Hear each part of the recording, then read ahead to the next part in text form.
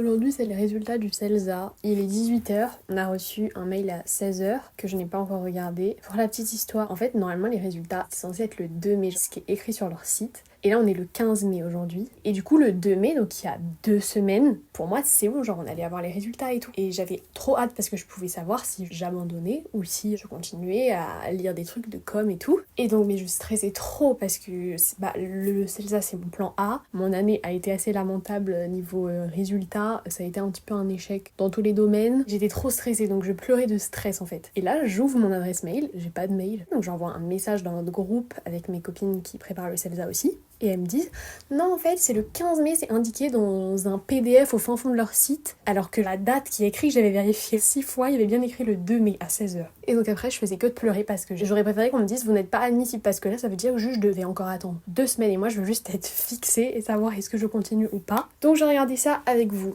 En fait, si je suis pas prise, je vais être triste. Mais surtout, je vais être angoissée en fait. Parce que ça veut dire que je ne sais pas ce que je fais l'année prochaine. Objectivement, si j'ai pas le CELSA, c'est pas la mort. Le pire cas qui peut m'arriver, c'est aller à la Sorbonne, ce qui n'est pas horrible dans la vie. Et si je suis pas prise, ça veut dire qu'il faut que je me mette à fond dans les oraux de langue pour les écoles de commerce. Je suis tellement dans le caca, je ne sais pas du tout parler de manière fluide espagnol et je sais parler anglais, mais je n'ai aucune idée de ce qui se passe dans le monde anglophone actuellement. Donc juste en fait, ça va me stresser. Enfin bref, ok.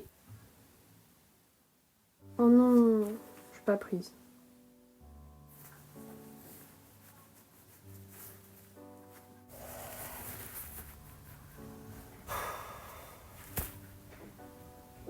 En plus, ce qui est horrible, c'est qu'on sait même pas pourquoi. C'est pas comme si on a une mauvaise note et qu'on nous dit ça allait pas. Là, je sais pas. Alors, qu'est-ce que je vais aller faire en école de commerce ? Après, en soi, je peux retenter l'année prochaine, mais si je vais en école de commerce et que je retente, ça veut dire que je vais perdre un an. C'est pas dramatique. Bon, ça veut dire que je vais perdre plusieurs milliers d'euros aussi. Et sinon, si je vais à la fac et que je retente, ça veut dire que j'ai souffert en prépa pour rien. Et ça me saoule parce que je me dis, si on avait eu les résultats il y a 2 semaines, j'aurais pu commencer il y a 2 semaines. Leur fucking presse espagnole et anglaise, là. Je dis qu'en théorie, je peux repasser les concours du CELSA, mais en vrai, je sais pas si je vais vraiment le faire. Enfin, parce que je vois pas ce que je pourrais améliorer dans mon dossier et si je pourrais juste améliorer l'écrit du concours qu'on a fait. Mais mon dossier, je trouve, il était vraiment bien. Genre, j'avais passé du temps dessus et tout. Du coup, j'ai un peu la flemme de recommencer. Au final, je suis encore pas prise.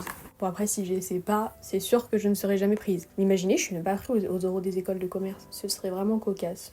J'irai à la fac, hein. De toute façon, je pense que c'est là où je vais aller finalement. Même la fac, je suis dans le déni. Là, normalement, on est censé s'inscrire et je crois qu'il y a des lettres de motivation et tout à faire. Je comprends même pas comment fonctionne leur plateforme. Enfin, en fait, j'aime bien dire si ça s'est pas fait, c'est que ça devait pas se faire. Mais plus dans le sens où juste, ce qui compte, c'est comment je rebondis et ce que je fais d'autre. En fait, juste ça me saoule de me dire que j'ai passé tellement de temps dessus. Et depuis le début de l'année, je néglige les cours parce que moi je veux lire des trucs de communication et en vrai genre ça m'intéresse vraiment quoi et c'est ça qui me saoule, même si je sais que ce qui compte c'est l'horizon qu'on vise et pas le chemin qu'on emprunte, mais quand même je sais que si j'avais emprunté le chemin CELSA ça m'aurait facilité la vie, mais une école de commerce ça rend aussi les choses possibles et à la fac certainement aussi, j'en sais rien, je me suis jamais vraiment renseignée dessus. Vas-y, et là ça veut dire qu'il faut que j'appelle ma daronne et tout.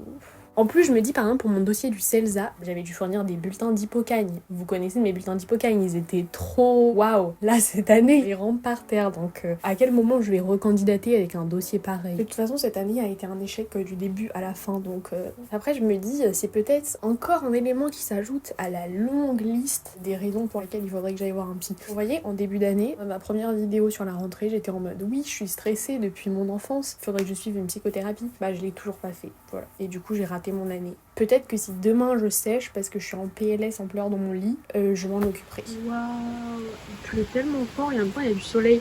Je cherche l'arc-en-ciel qui pourrait symboliser un quelconque espoir de réussite dans ma vie. Yo, Quand Margot Moments regarde ses petits commentaires sous ses vidéos, elle check tout et elle répond à beaucoup d'entre eux, moi je trouve. Mais elle reçoit aussi beaucoup d'amour. Regardez toutes ces déclarations, notamment de petits zizi. Tu passes la vidéo et mon pro de présentation. Bonjour monsieur, je suis en train de prévoir mon mail. Avec Séraphine, on est en train d'écrire un mail. Votre cours demain. Moi aussi, je sèche de mon français. Je trouve ça pas abusé de prendre one day off parce que je suis triste, quoi. Vous vous souvenez des mon chéri de mon anniversaire ? Il m'en reste 2. Du coup, on s'est dit qu'on allait les manger ce soir alors qu'on déteste ça. Attends. J'arrive pas à l'ouvrir. Petit ASMR. J'ai mes yeux tellement secs. Ok. C'est horrible. J'exagère. Mais c'est normal que ça pique comme ça sur la langue, l'alcool. Bah, je sais pas, moi j'ai avalé. Mais ça pique dans la gorge là, moi du coup. Vraiment pas bon.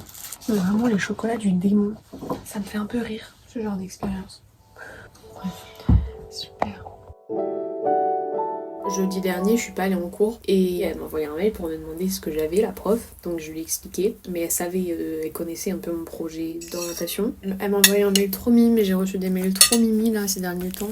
Elle m'a dit: Chère Margot, j'ai pensé que c'était ça. Je suis absolument désolée et je trouve cela très injuste. Je vous imaginais très bien au Celsa. Nous pouvons discuter la semaine prochaine si vous voulez. Ne vous laissez pas démonter, il y a plein de rebonds possibles et on peut faire du journalisme ou de la communication par plein d'autres chemins. Romimi. Et du coup, ça c'était jeudi. Et après, je suis retournée en cours vendredi. Et c'était horrible parce que même encore là, quand j'y pense vraiment, ça me donne envie de pleurer. Donc j'essaie juste de vivre dans le déni et d'oublier.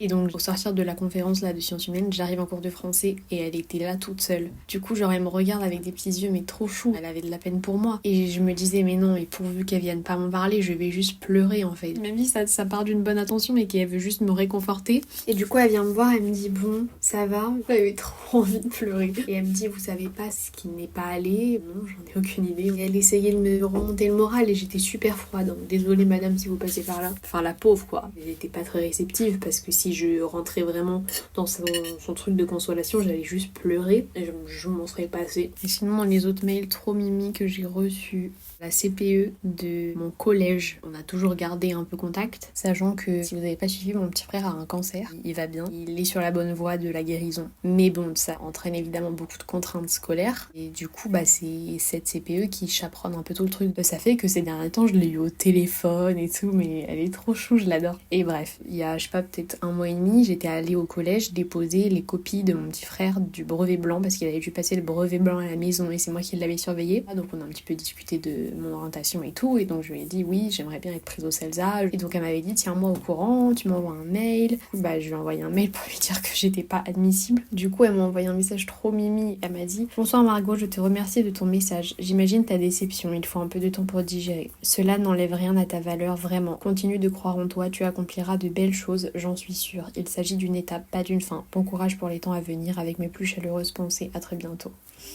Je suis encore un peu dans le déni en fait. D'un côté, j'essaie de pas trop y penser parce que si j'y pense, ça me fait pleurer. Mais d'un autre côté, je sais que c'est aussi nécessaire parce que là, j'ai su mercredi, donc genre j'ai pleuré mercredi. Ensuite, jeudi, je suis pas allée en cours, j'étais avec Séraphine. Et vendredi, je suis partie en week-end où je gardais mon filleul et sa petite sœur, donc j'ai pas pleuré. Et je pense que ce serait nécessaire d'extérioriser la déception et la tristesse qui est normale et sain. Ça fait aussi partie du deuil et de l'acceptation de cet échec. Sauf que là, par exemple, là, si j'y pense trop, je pleure, c'est sûr. Et ça peut me permettre d'extérioriser. Mais ça me saoule parce qu'il est 22h, ça veut dire que si je pleure, je vais m'endormir en pleurant, donc demain je vais me réveiller avec les yeux gonflés.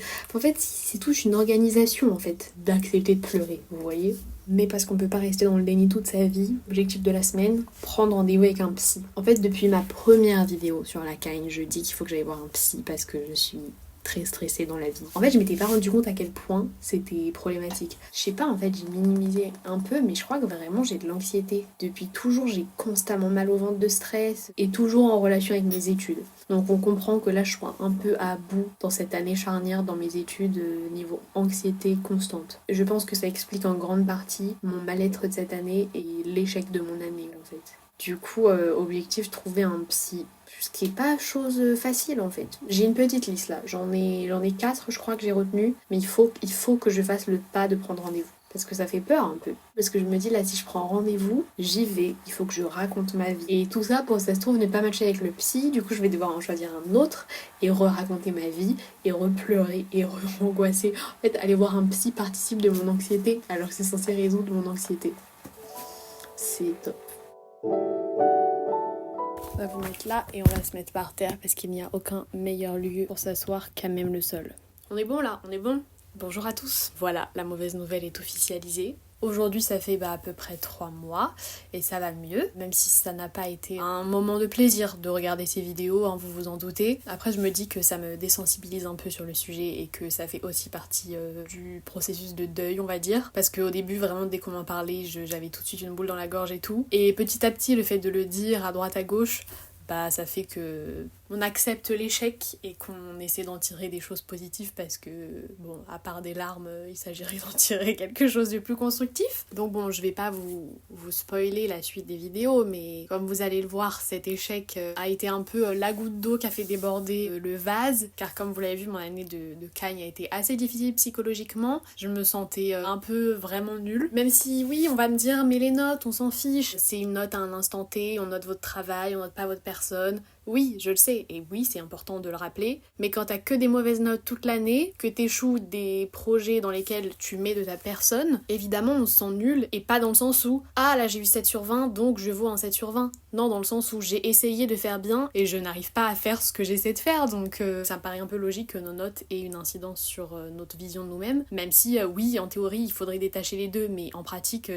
moi, je n'arrive pas à le faire comme beaucoup d'étudiants en prépa, je pense, et juste comme beaucoup d'étudiants tout court en général. Là, je dis oui, de toute façon, mon année, ça a été un échec du début à la fin. Bon, objectivement, mes notes étaient clairement passables. Faut que je vous filme des vidéos sur mes bulletins parce que j'ai même pas pris le temps de le faire en Cagne, mais c'était clairement honnête. C'est juste que sur le moment, quand on a la tête dans le guidon, moi, je retenais que les pires notes et j'oubliais que j'avais des bonnes notes en colle ou ce genre de petites notes que je partage pas sur YouTube. Ce qui fait qu'au final, j'avais pas une moyenne ni un classement aussi horrible que ça, mais sur le moment, bah on peut pas prendre du recul en fait. Et surtout quand je dis que ça a été un échec, j'entends par là que moi je considérais que c'était un échec parce que j'arrivais pas à surmonter mes difficultés psychologiques, sortir de ma déprime, et c'est ça en fait qui me frustrait. De me dire qu'habituellement je suis quelqu'un de très solaire, joyeuse et tout, et là ça faisait plusieurs mois que juste j'arrivais pas à sortir la tête de l'eau, que je me sentais nulle, que je m'isolais, enfin c'est ça aussi que j'ai vécu comme un échec dans mon année. Donc là, un échec de plus sur mon plan A, c'était un peu too much, mais les échecs ça arrive dans la vie,